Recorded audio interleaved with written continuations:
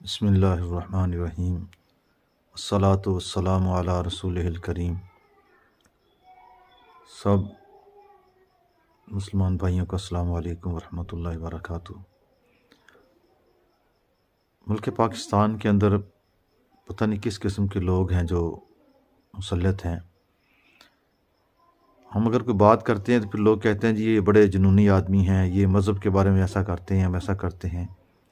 بھئی ہم نہیں چاہتے کہ کوئی ایسی بات ہو جس کی وجہ سے ملک میں فتنہ ہو، فساد ہو، انتشار ہو، لیکن یہ بھی نہیں چاہتے کہ کوئی بندہ جس کو مذہب کے بارے میں پتہ کوئی نہیں ہے وہ اٹھ کر اپنی من مرضی تشریحات معاملات بیان کرنا شروع کر دے۔ ہم شروع سے یہ کہتے آ رہے ہیں کہ یہ جو لوگ ہیں آپ لوگوں کو سبز باغ دکھاتے ہیں، یہ نہ ملک کے وفادار ہیں، نہ اسلام کے وفادار ہیں، نہ یہ مسلمانوں میں سے ہیں، پتہ نہیں یہ کون لوگ ہیں۔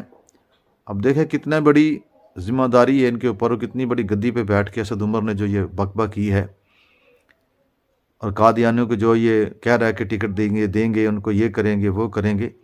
اب اسلام کی روح سے تو جو ہوا ہے وہ تو ہے، آپ چھوڑیں، لیکن یہ پاکستان کے کتنے مخلص ہیں آپ ذرا اندازہ لگائیں۔ کیا پاکستان کے آئین کے مطابق یہ بات جو کر رہا ہے؟ یہ پاکستان کے آئین کا مذاق نہیں اڑایا جا رہا؟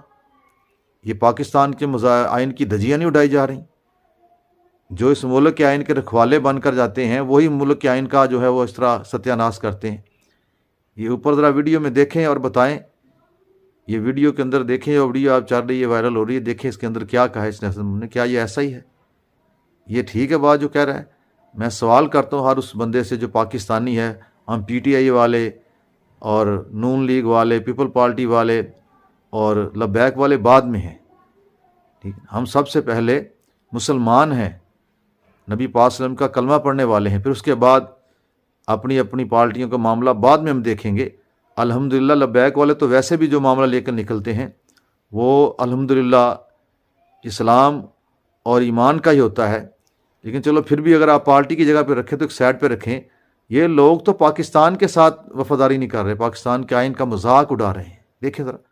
And he's calling out Nawaz Sharif to calling them brothers and sisters. The question is religious freedom ہونی چاہیے، ہر ایک کو اپنی ریلیجن کا پرسو کریں، چاہے وہ کرسچن ہو یا ہندو ہو یا احمدیز ہو۔ احمدیز کا کانسٹیٹیوشنل رائٹ ہے ان کو ریزرو سیٹ پہ ایک ٹکٹ ملتا ہے، کیا پی ٹی آئی ٹکٹ دے گی احمدیز کو؟